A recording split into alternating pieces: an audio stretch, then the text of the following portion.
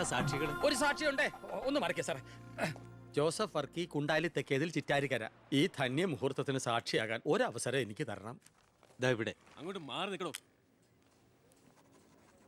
മാറിയിക്കാൻ പറഞ്ഞപ്പോ ഓക്കെ. തട്ടിപ്പും വെട്ടിപ്പും ഒക്കെ നിർത്തി ഇനിയുള്ള കാലം ഒരു നല്ല മനുഷ്യനായിട്ട് ജീവിക്കണമെന്നാണ് എൻ്റെ ആഗ്രഹം. നല്ലതാ. മന്ത്രിയോടൊപ്പം നടന്നില്ലെങ്കിൽ വീട്ടിലും നാട്ടിലും ഒരു പട്ടിയുടെ വില പോലും എനിക്ക് കിട്ടില്ല. എന്നെ കൈവെടിയരുത്.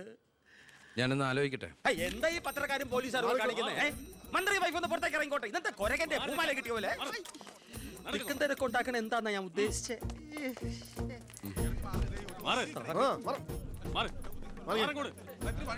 വഴി കൊടുക്ക്. ഈ പാവപ്പെട്ട പെൺകുട്ടിയെ വിവാഹം കഴിച്ചത് പഴയ ബാല്യക്കാരുടെ മകളോട് ബാല്യകാലത്തിൽ തോന്നിയ കടുത്ത പ്രേമം കൊണ്ട് തന്നെയാണോ? നാട്ടുകാർ മുഴുവൻ നോക്കി നിൽക്കെ ഒരു ഗുണ്ട പഴപ്പിച്ച ഈ പെണ്ണിന് ജീവിതം നൽകിയത് ജനസിമ്പതി നേടി പ്രശസ്തി പിടിച്ചു പറ്റാൻ വേണ്ടിയല്ലേ?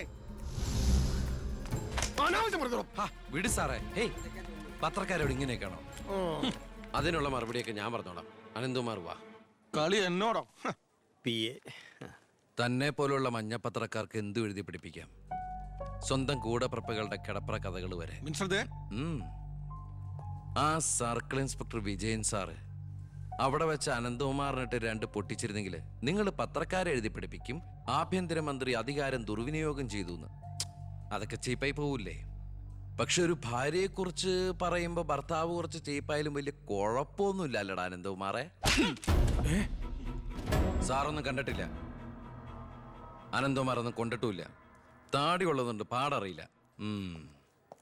കല്യാണം കഴിഞ്ഞ് വധുവരന്മാർ ഇങ്ങോട്ട് എഴുന്നള്ളുന്നുണ്ടെന്ന്. ഒരു കാര്യം ഞാൻ പറഞ്ഞേക്കാം, അവരെ ഈ പടി കയറ്റിയ ആ നിമിഷം ഞങ്ങൾ ഈ പടി ഇറങ്ങും. അതിലൊരു മാറ്റവും ഇല്ല. അമ്മേ, ദാ അവരെത്തി.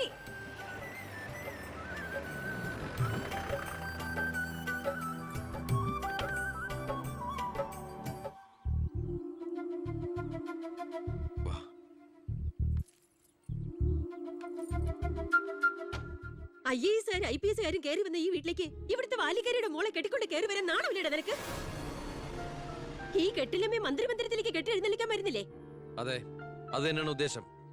ആഭ്യന്തരമന്ത്രിയുടെ ഭാര്യ മന്ത്രിമന്ദിരത്തിൽ തന്നെയാ താമസിക്കേണ്ടത്. അല്ലാതെ അച്ചുവീട്ടിൽ അട്ടിപ്പേറ് കിടക്കുന്ന ഭർത്താക്കന്മാരുള്ള സ്ഥലത്ത് ഞങ്ങൾ താമസിക്കുമെന്ന് കരുതിയോ? ഇപ്പൊ ഞങ്ങളിവിടെ വന്നത് എന്നെ സ്നേഹിക്കുന്ന എന്റെ അമ്മയുടെ അനുഗ്രഹം വാങ്ങിക്കാനാ. വാ മോളെ, വലതുകാല് വെച്ച് ഐശ്വര്യമായിട്ട് കയറി വാ. ആ പടി ചവിട്ടി പോരുത്.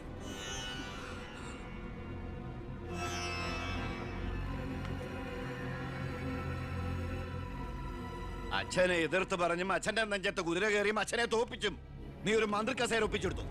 ആ പക മനസ്സിൽ കിടന്ന് നീറുമ്പോഴാ എനിക്ക് കണ്ണെടുത്താ കണ്ടുകൂടാത്ത ഒരുത്തിയുടെ കൈയും പിടിച്ച് നീ കുടുംബത്തിലേക്ക് കയറി വന്നിരിക്കുന്നത്. നീ മന്ത്രിയാണ്, എനിക്ക് പുല്ലാടാ. അച്ഛൻ ചവിട്ടി പുറത്താക്കി ഇന്ന് പത്രക്കാരെ കൊണ്ട് എഴുതിക്കാണ്ട് ഇറങ്ങി പോടാ. നിങ്ങൾ എന്തൊക്കെയായി പറയുന്നേ? നീ മുണ്ടി പോരുത്. അമ്മേ, ഇതൊക്കെ പ്രതീക്ഷിച്ചുകൊണ്ട് തന്നെയാ ഞാൻ എവിടെയും കൂട്ടി ഇങ്ങോട്ട് വന്നത്. അമ്മയുടെ നിറഞ്ഞ കണ്ണുകൾ കാണുമ്പോ എനിക്കറിയാം എൻ്റെ അമ്മ നിറഞ്ഞ മനസ്സോടെ ഞങ്ങളെ സ്വീകരിച്ചു എന്ന്. അനുഗ്രഹം ഉണ്ടാവണം, അത് മാത്രം മതി.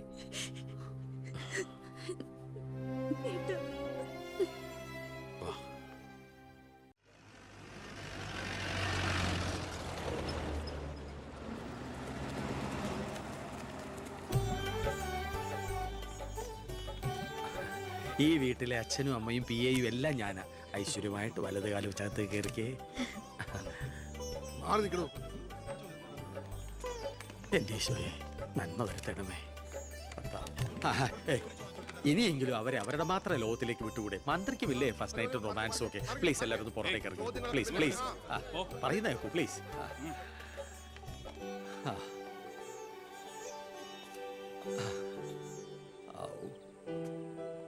ജോസഫേട്ടാ, മന്ത്രി എങ്ങോട്ടാ ഹണിമൂണിന് പോകുന്നു?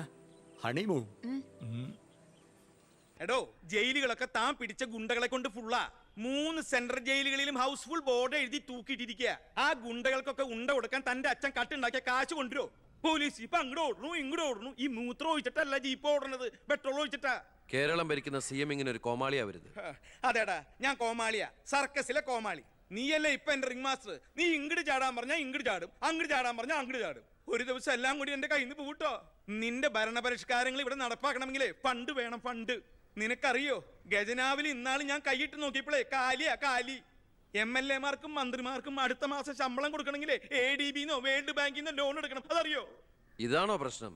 ഖജനാവ് നിറയ്ക്കാൻ വേണ്ടി ഒരു ബാങ്കിൽ നിന്ന് ലോൺ എടുക്കണ്ട. നമ്മുടെ ഈ സംസ്ഥാനത്ത് തന്നെ ഒന്ന് ശ്രമിച്ചാൽ മതി. എന്നാ നീ പോയി ശ്രമിക്കേ.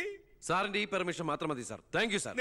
ദേ പോണു എന്ത് മാരണാവോ ഉണ്ടാക്കി കൊണ്ടുവരാൻ പോണേ. ഈ കസേര പോകുന്ന തോന്നണേ.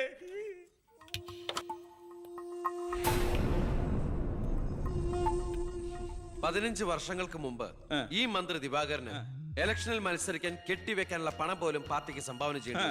പക്ഷെ ഇന്ന് അയാൾക്ക് കൊട്ടാര സദൃശമായ ബംഗ്ലാവുകളും മെട്രോ നഗരങ്ങളിലെ ഷോപ്പിംഗ് കോംപ്ലക്സുകളും അടക്കം കോടികളുടെ ആസ്തിയുണ്ട്. രാജൻ ജോസഫ് എന്ന പേരുള്ള ഒരാളുടെ പഞ്ചനക്ഷത്ര ഹോട്ടലുകളാണിതെല്ലാം, 9 എണ്ണം. ഇങ്ങനെ ഒരാൾ ഈ ഭൂമി മലയാളത്തിലില്ല എന്നുള്ളതാണ് സത്യം. ബിനാമി പേരിലും മറ്റ് അഡ്രസ്സുകളിലും നമ്മുടെ എക്സ് മിനിസ്റ്ററും മുൻ പാർട്ടി പ്രസിഡന്റും ഒക്കെ ആയിരുന്ന ഗോപാലകൃഷ്ണ പിള്ളയുടെ ഹോട്ടലുകളാണിതെല്ലാം. ഏകദേശം 100 കോടിയോളം ആസ്തി വരുന്ന ഈ വസ്തുക്കൾക്ക് ആളോ അവകാശങ്ങളോ ഇല്ലാത്തതിനാൽ നമുക്കിത് ഗവൺമെന്റിലേക്ക് കണ്ടുകെട്ടാം. ഒന്ന് നിർത്തണോ? ലൈറ്റ് ഓൺ ചെയ്യ്. താൻ എന്തിനുള്ള പുറപ്പാടാ? സാർ, ഇതുപോലെ 100ഓളം പേരുടെ ബിനാമി ഇടപാടുകളും വൻ അഴിമതി കേസുകളും ഇവർ കണ്ടെത്തിയിട്ടുണ്ട്. നിങ്ങളല്ലേ? അതിൽ 25ഓളം പേർ രാഷ്ട്രീയ പ്രമുഖരാണ്. മാധവൻ നമ്പ്യാർ മുതൽ എന്റെ അച്ഛന് പങ്കാളിത്തമുള്ള ചെറാക്കുളം ഫൈനാൻസേഴ്സിന്റെ ഉടമ പവിത്രം വരെയുണ്ട് സാർ ലിസ്റ്റിൽ. ഏകദേശം 1500 കോടിയിലേറെ നമുക്ക് ഖജനാവിൽ നിറക്കാൻ കഴിയും. അത്തരം പറയലടോ ആഭ്യന്തര മന്ത്രി. ഇവരെ ഒന്നും നമുക്ക് തൊടാൻ പറ്റില്ല. മന്ത്രിസഭ നിലനിർത്താനും MLA മാരെ ചാക്കിട്ട് പിടിക്കാനും തെരഞ്ഞെടുപ്പിന് കോടികൾ വാരി വിതറാൻ കഴിവുള്ള പൊളിറ്റിക്കൽ കിങ് മേക്കേഴ്സ് ആണ് ഇവരൊക്കെ. എന്തായാലും ഇവർക്കെതിരെ ആഞ്ഞടിക്കാൻ തന്നെയാണ് എന്റെ തീരുമാനം. ആഞ്ഞടിക്കാൻ നീ ആരാ? കൊടുങ്കാറ്റോ അതോ കത്രീനയാ? സാർ, ഞാൻ പറയുന്നത് എന്താന്ന് വെച്ചാല് നീ എന്ത് പറഞ്ഞാലും അത് നടക്കില്ല. കോടതിയും നിയമവും മന്ത്രിസഭയും ഒക്കെ വിലക്ക് വാങ്ങാൻ ആസ്തിയുള്ളവരായിട്ട് ഒരു ഏറ്റുമുട്ടൽ ഞാൻ സമ്മതിക്കില്ല. വേണ്ട. സാറിനൊരു കാര്യം അറിയോ? നമ്മുടെ കേരളം ഭരിക്കുന്ന മുഖ്യമന്ത്രിക്ക് എത്ര കോടികളുടെ ആസ്തിയുണ്ടെന്ന്? തമിഴ്നാട്ടിലും കർണാടകത്തിലൊക്കെ ആയിട്ട് എത്ര ഏക്കർ ഭൂസ്വത്തുണ്ടെന്ന്? ഒരു ദരിദ്ര കുടുംബത്തിൽ ജനിച്ച് ഇപ്പൊ കോടീശ്വരനായി ജീവിക്കുന്ന ആ മുഖ്യന്റെ കഥ ഞാനൊന്ന് വിവരിക്കാം sir. Lights of. Light on. എന്ത് സാറിന് കാണണ്ടേ? നിർത്തടോ. കേരളം ഭരിക്കുന്ന ആ മുഖ്യമന്ത്രി ഞാനല്ലേ? ഞാനിപ്പോ എന്താ ചെയ്യണ്ടേ? അയ്യർ സാറേ, സാർ. അതുകൊണ്ട് കൊണ്ടുപോവാ. ദേവന് അടുത്ത മാരണം. വിദേശ നിക്ഷേപങ്ങൾ വ്യവസായവൽക്കരണത്തിന് എങ്ങനെ പ്രയോജനപ്പെടുത്താമെന്ന് എന്റെ ചർച്ചയ്ക്കായി മലയാളി സംഘടനകളുടെ പ്രത്യക്ഷണം സ്വീകരിച്ച് സാറും സാറിന്റെ പിയും അമേരിക്കയിലേക്ക് പറക്കുന്നു. ദാ, നിങ്ങൾക്ക് 2 പേർക്കുള്ള വിസയും ടിക്കറ്റും.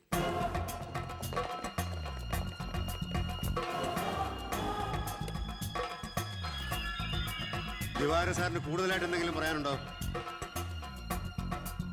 എല്ലാം നോട്ട് ചെയ്തോളൂ. കിഴിപ്പള്ളി സാർ ഒന്ന് സൈൻ ചെയ്യണം. Prathap, take it sir.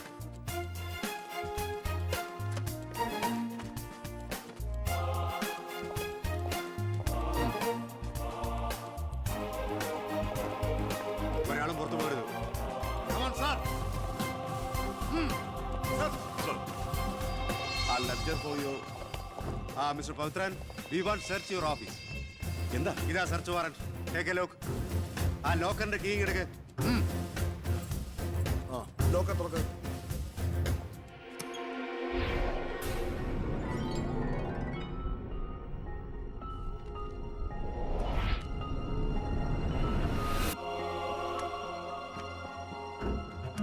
എന്തായി? അതിനകത്ത് കുറച്ചെങ്കിലും വെച്ചേക്കണേ. പാടൂ.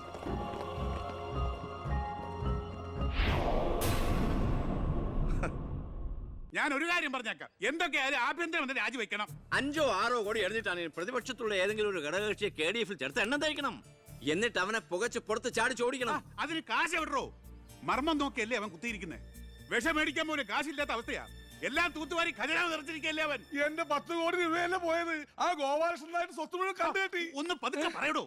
പുറത്ത് കേട്ടാല് പിടിച്ചകത്താകും. കള്ളപ്പണമാ. അവനെ അങ്ങ് തട്ടിക്കളഞ്ഞാ പോരെ. അതിന് പറ്റിയ വാടക ഗുണ്ടകൾ പോലും ഇന്ന് കേരളത്തിലില്ല. എല്ലാത്തിനും പിടിച്ച് അകത്താക്കില്ലേ. ഇനി ഇപ്പൊ ആരെങ്കിലും പുറത്തുനിന്ന് ഇറക്കിയാൽ തന്നെ അവരെയും പിടിച്ച് അവന്റെ പോലീസ് വെടിവെച്ചു കൊല്ലും. ആ വഴിയൊന്നും അത്ര എളുപ്പമല്ല. അവന്റെ ചിഹ്നത്തിന്റെ സ്വഭാവ സിംഹത്തിന്റെ. കാട്ടിൽ ആനയുണ്ട്, പുലിയുണ്ട്, കഴുതുണ്ട്. പക്ഷെ ആരാ കാട്ടിലെ സിംഹം. അവൻ ആനയുടെ മഷിക്കും വരെ കയറിടിക്കും. ഓ, അതൊന്നും നെറ്റിന്ന് മലയാളത്തിൽ പറഞ്ഞാ പോരോ. അയ്യ, അതൊക്കെ വിദ്യാഭ്യാസം ഇല്ലാത്ത ആൾക്കാർ പറഞ്ഞതാണ്. വിദ്യാഭ്യാസമുള്ളവർ പറയും മഷിക്കും. അമേരിക്കയിലേക്ക് ലൈൻ പോണു. സിഎമ്മിന്റെ മൊബൈൽ റിംഗ് ചെയ്യുന്നുണ്ട്. Hello hello hello. കട്ടായി. എന്റെ മൊബൈലിൽ നിന്ന് വിളിക്കാം. ഞാൻ ഇന്നലെ കൂടി വിളിച്ചല്ലേ ഉള്ളൂ. പൊറ്റക്കുഴിയാണ്. ഹലോ, നിങ്ങൾ ക്യൂബിലാണ്. ഇല്ല, സത്യമായിട്ടില്ല. നിങ്ങൾ ക്യൂവിലാണ്. ദയവായി ഒരാഴ്ച കഴിഞ്ഞ് വിളിക്കുക. ശരിയാ, ക്ഷമിക്കണം. നമ്മൾ ക്യൂവിലാണ്, ഒരാഴ്ച കഴിഞ്ഞ് വിളിക്കാൻ. നമ്മൾ ക്യൂവിലാണ്. അമേരിക്കയിൽ എങ്ങനെയായിരുന്നു? ഏടോ, അമേരിക്ക വളരെ വലുതായി പോയില്ലേ? അവരാ മറ്റേ സുനാപ്പി വെച്ച് നോക്കിയാണ്. അവൻ രാഷ്ട്രീയ ആചാര്യന്മാരെ പോലും കളി പഠിപ്പിക്കുകയല്ലേ. അവനെതിരായി KDF-ന്റെ എല്ലാ MLA-മാരും തിരിഞ്ഞു കഴിഞ്ഞു. ഇക്കണക്കിന് പോയാൽ ഈ മന്ത്രിസഭ താഴെ വീഴും. പ്രതിപക്ഷം ഭരണപക്ഷത്തിന്റെ തകർച്ച കണ്ട് മിണ്ടാതിരിക്കോ? അവനെന്ന് പത്രക്കാരോട് പറഞ്ഞില്ലേ, അച്ഛൻ നിരപരാധിയാണെന്ന് കോടതിയിൽ തെളിഞ്ഞാൽ പാർട്ടി ആവശ്യപ്പെട്ടാൽ മന്ത്രിസ്ഥാനവും MLA സ്ഥാനവും രാജിവെച്ച് അച്ഛന് വീണ്ടും അവസരം നൽകുമെന്ന്. അതിൽ പിടിക്കണം. പാർട്ടി ആവശ്യപ്പെടണം, അവനെ കൊണ്ട് രാജിവെപ്പിക്കണം. അതിന് അച്ഛൻ ഈ കേസ് ജയിക്കണം. അച്ഛന്റെ പേരിലുള്ള മണിമലയാർ കേസ് തള്ളിപ്പോയതുപോലെ ഈ കൊലക്കേസും തള്ളിപ്പോകും. ഈ കേസ് ഞാൻ ജയിപ്പിക്കും. അച്ഛന് വേണ്ടി ഞാൻ എന്തും ചെയ്യും.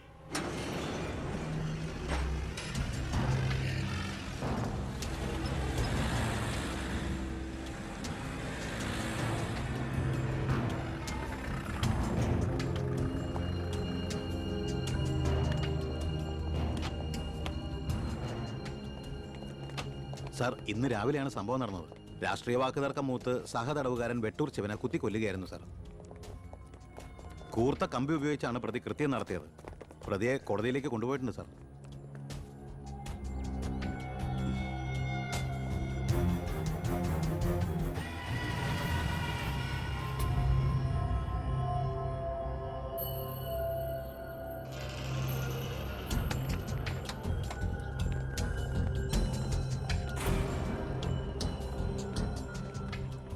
ഒന്നുകിൽ ദൈവം അച്ഛനെ കേസിൽ നിന്ന് രക്ഷിച്ചു, അല്ലെങ്കിൽ അച്ഛൻ സമർത്ഥമായി സ്വയം രക്ഷപ്പെട്ടു.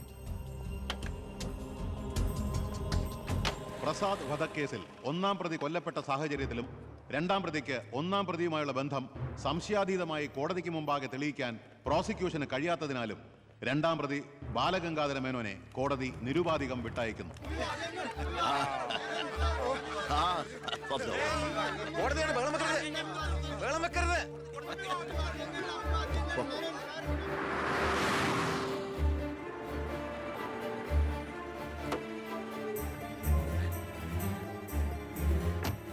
ലക്ഷ്മി, ലക്ഷ്മി, അറിഞ്ഞോ നീ? ഞാൻ കേസ് ജയിച്ചടി. ഞാൻ നിരപരാധിയാണെന്ന് കോടതിക്ക് ബോധ്യായി. പത്രക്കാരുടെയും TV-ക്കാരുടെയും മുമ്പിൽ വെച്ച് നിന്റെ പുന്നാരമോൻ വീരവാദം മുഴക്കിയതല്ലേ?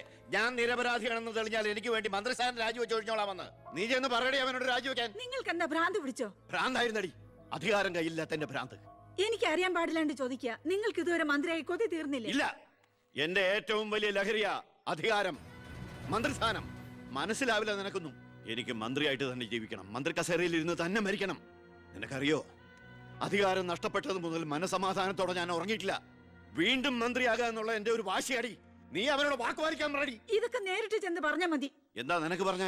എന്നെ കൊണ്ട് പറ്റില്ല, അത്ര തന്നെ. ഓ, മന്ത്രിസ്ഥാനം പോയതോടെ നിനക്കും എന്നെ വേണ്ടാതായില്ലേ? എന്നെ അനുസരിക്കാൻ കഴിയില്ലെങ്കിൽ പൊയ്ക്കോ ആഭ്യന്തരമന്ത്രിയുടെ വീട്ടിലേക്ക്. ബാക്കിയുള്ള ജീവിതം മോന്റെ കൂടെ തന്നെ ആവട്ടെ. എന്താ അച്ഛ ഇങ്ങനെ? അച്ഛനൊഴികെ ഈ നാട്ടിലെല്ലാവരും വാനോളം പുകഴ്ത്ത ഏട്ടനെ. ഇങ്ങനൊരു മന്ത്രിയെ കിട്ടിയതിൽ അഭിമാനിക്കുക. മക്കൾ തങ്ങളെക്കാൾ വലുതാവണമെന്ന് എല്ലാ അച്ഛനമ്മമാരുടെ ആഗ്രഹം. പക്ഷെ അച്ഛൻ അസൂയ. മകൻ തന്നേക്കാൾ വലുതാവുന്നുള്ള എന്റെ അസൂയ.